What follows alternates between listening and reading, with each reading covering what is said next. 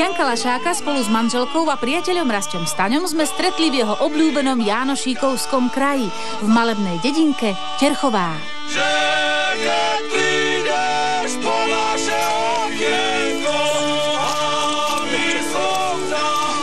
Čaute, babiky.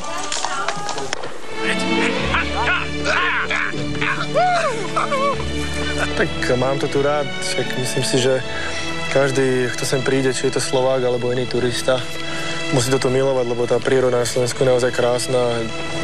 Je pár krajov, kde to je úplne nádherné a pohľad z tohto koníka na tieto krásne Terchovské vrchy je naozaj krásny a maximálny relax. Ty si tu s Rasťom vlastne na druhom výlete. Kedy ste tu boli prvýkrát spolu? Bolo to minulý rok v auguste.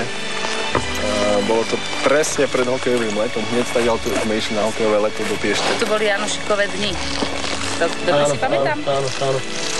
No a ty, Rastík, tiež rád jazdíš na koni?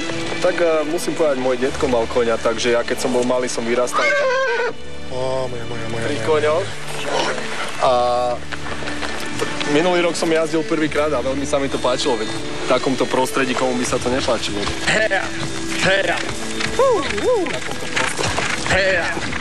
Hop. Nezahrali by ste si vo filme? No však možno, že raz, hej. Tak myslím, že aj film môže byť dobrá zábava natočiť film. Myslím, že okolo toho je kopec randy a tak ako hokej. Keď sa pracuje, tak sa robí tvrdo, ale popri tom je veľa zábavy a človek robí to, čo má rád. Takže ja si myslím, že aj to by mohlo byť príjemný zážitok a dobrá skúsenosť. Teraz si spomínal, že keď som bol v škôlke, tak ešte mám dokonca fotku, keď sme sa obliekali. Čo to bolo? Keď sme sa každý vyobliekali za niečo? Karneval. Už je dlho v Amerike. Tak si pamätal, že som bol kovboj a mám krásnu fotku, keď som ako malý drovec. Teraz si na to spomínam akurát, takže...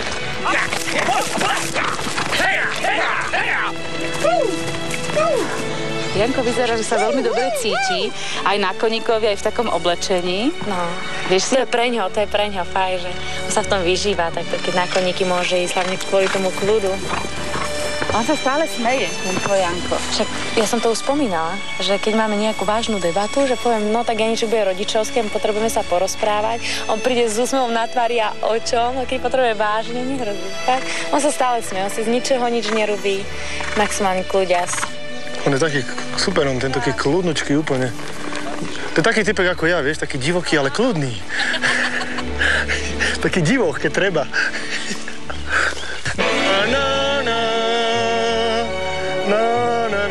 Jak to bolo ten vinetu?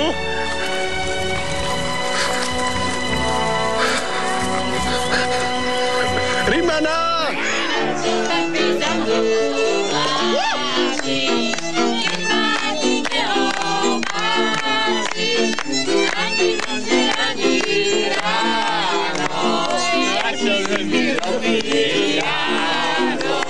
Janko Lašák nie je človek, ktorý by vyhľadával médiá. Preňho je prvoradý šport, ku ktorému pristupuje s najväčšou zodpovednosťou a láskou.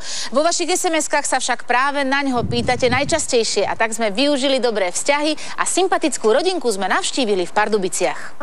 Predstavte nám tento svoj poklad. Takže toto je malá Lilien, narodila sa 23.11. A už je taká čulá však, často sa smeje. Ona to aj komentuje, čo hovoríš. Áno, ona sa tak teší.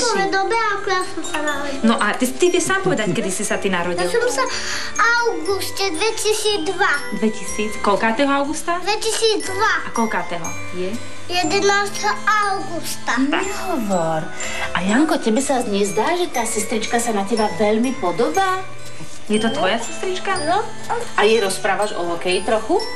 A ju strážiš však? Strážim. Nehovor. Mamika išla do Jenke a ja som mi zostal doma, dole, sám. Áno. Tak ale ty si potom už veľmi veľký chlapec. A keď plače, tak jej spievaš však? Ako jej spievaš pekne? No ukáž, ako jej spievaš. Čo jej spievaš? Pred oknom, za oknom, to ide do mraz. Povedz mi, deduško, čo tam kaši máš? Dobil Aničku rozprávkovú knižku, Pezlého Janíka, krútenú paličku. Áno, tak je krásne. Tak, ale my musíme ti zatlieskať za takýto výkon. Janík, a čím ty budeš, veď ty tak krásne aj spievaš, aj recituješ, aj veľmi pekne rozprávaš, nebudeš ty moderátor? Asi. No tak mi teraz povedzte, aký je to pocit, keď už ste sa takto rozrástli. Tak už sme spolu teraz, takže už je to fajn, lebo sme boli oddelení 2 mesiace. Mesiac a pol a už... Dobre, mala aj zlata, veľa spínka, tak super. Celú noc vlastne prespí, takže sa vyspíme všetci. Malý Janík, ten každý deň so mnou, takže si to užívam aj ja. Priznám sa, že ja som chcela 3 chlapcov. Ale potom už keď... Ja to neviem. Vážne.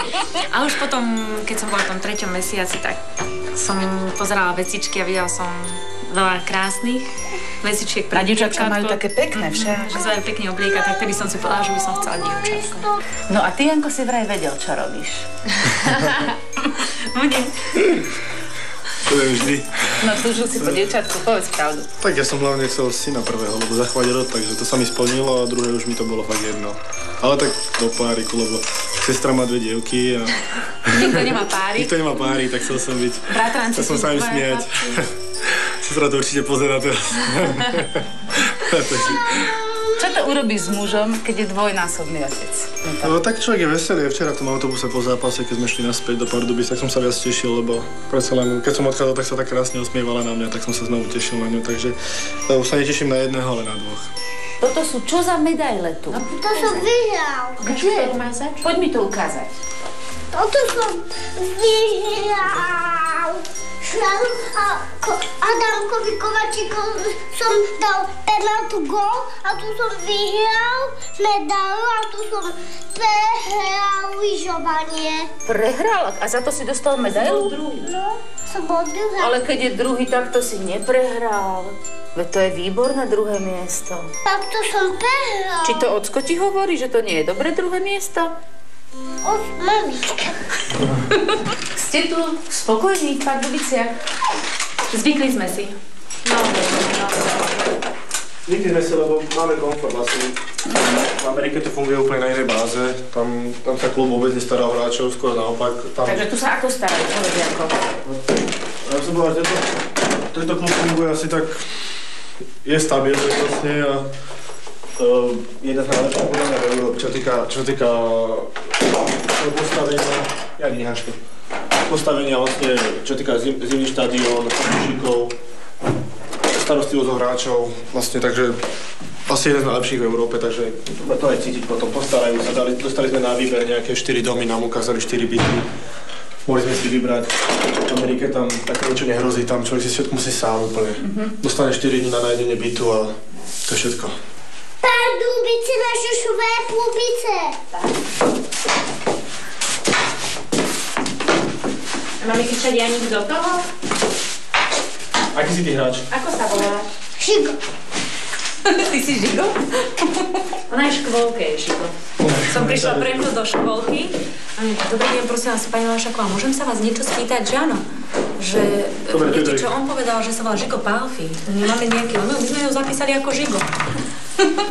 Aj na fotbale, prišli sme pre neho na fotbal, že?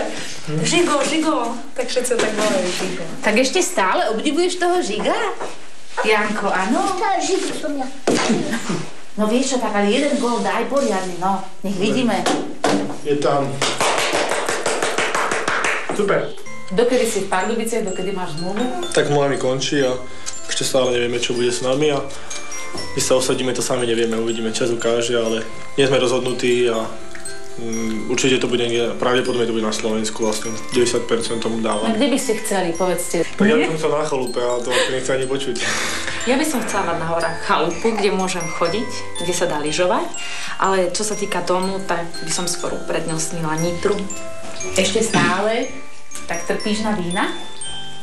No nie, tak trošičku sem tam niekedy si doprajem. Čiže keď je dobrý zápas, tak musíš si dať pohárik potom, alebo... Deň pred zápasom. Deň pred zápasom? 2 litre. Keď z malej Darinky Rolincovej vyrástla veľká